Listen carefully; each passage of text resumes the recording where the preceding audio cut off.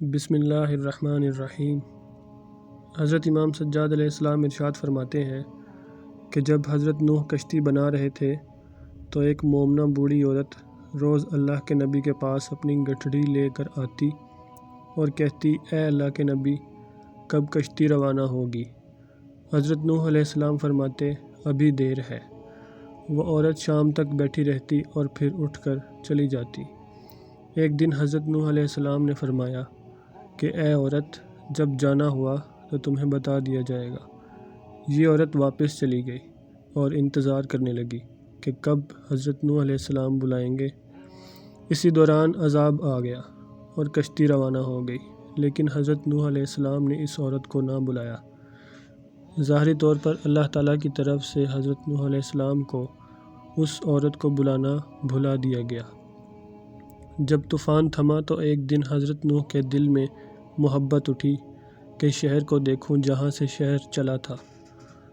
وہاں آئے اور قریب جا کر دیکھا تو ایک جھونپڑی میں دیا جل رہا تھا۔ حضرت نوح علیہ السلام یہ دیکھ کر چونک گئے کہ روئے زمین پر کوئی ایسا گھر بھی ہے کہ اتنے عظیم طوفان کے بعد بھی جس میں چراغ جل رہا ہے۔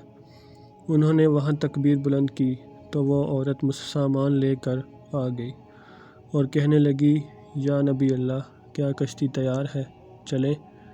تو حضرت نوح علیہ السلام نے حیرت سے اسے دیکھا اور کہا، رکو بڑھیا، کیا تمہیں کچھ بھی پتہ نہیں چلا؟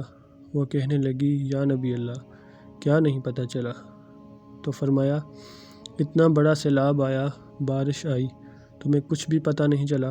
بڑھیا کہنے لگی، یا نبی اللہ، بس ایک دن بادل گرجے تھے اور کچھ ہلکی سی پھوہاری پڑی تھی۔ حضرت نوح علیہ السلام نے حیران ہو کر آسمان کی طرف دیکھا اور کہنے لگے، میرے اللہ، یہ کیا ماجرا ہے؟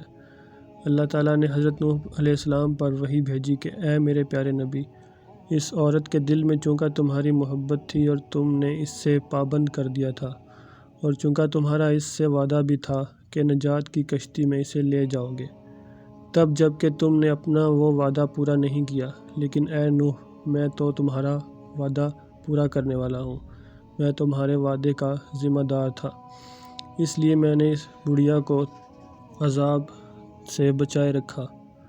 حضرت امام سجاد علیہ السلام نے پاس بیٹھے اپنے مومنین سے فرمایا، او مومنو، یہ حدیث قیامت تک کے مومنین تک پہنچانا تم پر واجب ہے۔